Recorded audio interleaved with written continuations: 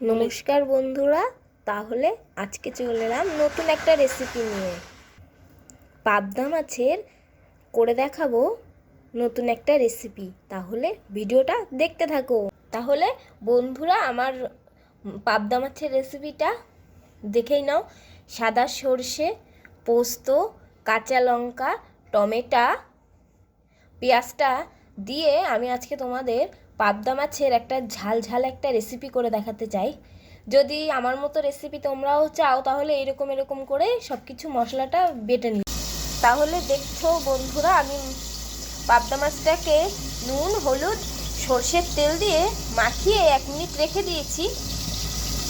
এরকম করে তোমরা যদি মাছটাকে রেখে দাও তাহলে না পাবদা মাছটা ফুটবে না, না হলে না অনেক ফুটে।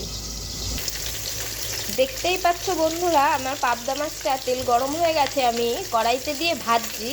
দেখতেই পাচ্ছ ফুটছে না, কিন্তু পাবদা মাছটা একটু সরষের তেল মাখিয়ে তুমি এটা ভাজবে 1 মিনিট রেখে, তাহলে দেখবে একটুও মাছটা ফুটবে না।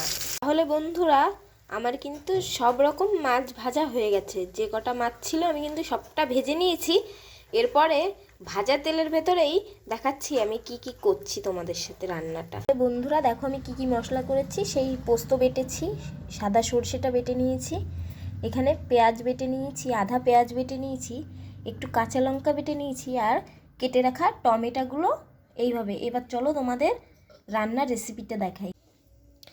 তাহলে বন্ধুরা, সেই ভেজে রাখা মাছের তেলের ভেতরে আমি একটু কালো জিরে দিয়ে নিলাম, আর একটা কেটে রাখা শুকনো লঙ্কা নিয়ে নিলাম। এবার এটাকে ভাজা হতে হতে আমি কেটে রাখা টমেটোগুলো দিয়ে দিই।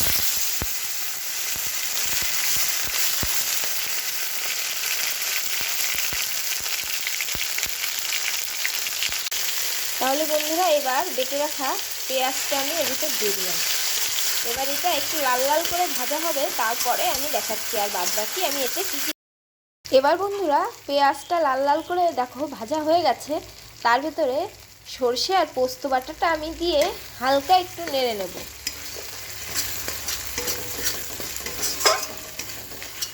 দেখতেই পাচ্ছ আমার পাবদা মাছের রেসিপিটা আমি কেমন করে করি। এবার এটা হালকা হালকা ভাজা হতে থাক, আমি তার ভেতরে হালকা একটু হলুদ পাউডার দিয়ে নেব। এবার এটাকে সুন্দর করে এর সাথে ভেজে নেব। তারপরে দেখো বন্ধুরা, কাঁচা লঙ্কা বাটাটা আমি এর ভেতরে দিয়ে নেব। দিয়ে একটু যেটাই মাছ রেখেছিলাম, মাছ মাখানোর যে জলটা নুন হলুদের, সেটা আমি এর ভেতরে দিয়ে দিলাম। দিয়ে এবারে হালকা মতো একে নাড়িয়ে দেব। দেখতেই পাচ্ছ আমি কিন্তু লঙ্কাটা বেশি বেটে দেয়নি, একটু আস্তে আস্তে আছে, পুরো খোসাটা আমি ডলে মিহি করিনি। দেখতেই পাচ্ছ। এবার এটা হালকা একটু ভেজে আসার পরে আমি দেখাচ্ছি তোমাদের। দেখো বন্ধুরা, মশলাটা কিন্তু ভাজা হয়ে গেছে। দেখছো মশলাটাতে কিন্তু এখনও তেল ছেড়ে দিয়েছে। এবার আমি এতে জল দিয়ে দিলাম। তোমরা কিন্তু পরিমাণ মতো জলটা নিয়ে নিও, আমার যেটুকুনি লাগবে আমি সেটুকুনি কি দিয়েছি। এবার তোমরা চাইলে জলটা বেশিও দিতে পারো। চলো এরপরে দেখাচ্ছি আর কি কি দিচ্ছি। বন্ধুরা, জাল হয়ে গেছে কিন্তু মাছের ঝোলের। এবার চলো ভেজে রাখা মাছগুলো এক এক করে এর ভিতরে দিয়ে দেওয়া যাক।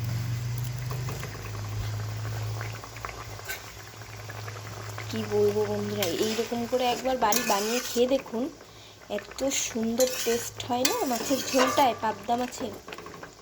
একবার বাড়ি বানিয়ে খেয়ে দেখুন বন্ধুরা। আর আমার যদি রান্নাটা আপনাদের ভালো লাগে, লাইক করবেন, কমেন্ট করবেন অ্যান্ড শেয়ার করে দেবেন। অ্যান্ড বন্ধুরা, নতুন চ্যানেলটিকে একটু সাবস্ক্রাইব করে দেবেন। তাহলে চলো দেখাচ্ছি এরপরে আমি কি কি করি। একটু ঢেকে রাখি আধা ঘন্টা মতো, মাছে একটু জাল হয়ে নিক, তারপরে তোমাদের দেখাচ্ছি। এবার বন্ধুরা দেখো, আমার মাছের ঝোলটা হয়ে গেছে। এখন আমি কেটে রাখা কুচি কুচি করে ধনেপাতাটা এর ভেতরে দিয়ে 1 মিনিট ঢেকে রাখবো। এইবার দেখো বন্ধুরা, আমার মাছের ঝোলটা কিন্তু পাবদা মাছের একদম পুরো কমপ্লিট। আমি কিন্তু গা মাখা ঝোল রেখেছি। তোমরা চাইলে একটু ঝোলটা বেশিও রাখতে পারো, আর তোমরা যেমন ঝাল খাবে সেরকম দিয়ে নিও। আমরা কিন্তু বেশি ঝাল দিইনি, তোমরা চাইলে বেশি করে ঝাল দিয়ে নিতে পারো। আর দেখতে পাচ্ছ বন্ধুরা, আমার পাবদা মাছের ঝালটার কালারটা জাস্ট ওয়াও ওয়াও। আর তোমরা যদি এরকম করে আমার মতো পাবদা মাছের ঝালটা বানিয়ে খেতে চাও, তাহলে এইরকম করে রান্না করে একবার ট্রাই করে দেখতে পারো বন্ধুরা। আর যদি ভালো লাগে তাহলে কি করতে হবে বলো তো বন্ধুরা, নতুন নতুন ভিডিও পাওয়ার জন্য লাইক করবেন, কমেন্ট করবেন অ্যান্ড শেয়ার করে দেবেন, অ্যান্ড নতুন চ্যানেলটিকে একটু সাবস্ক্রাইব করে পাশে থাকবেন বন্ধুরা। তাহলে চলো, তোমাদের সাথে অন্য কোনো রেসিপি নিয়ে আবার আসছি। কেমন লাগলো নতুন রেসিপিটা বলে যেও বন্ধুরা কমেন্ট করে।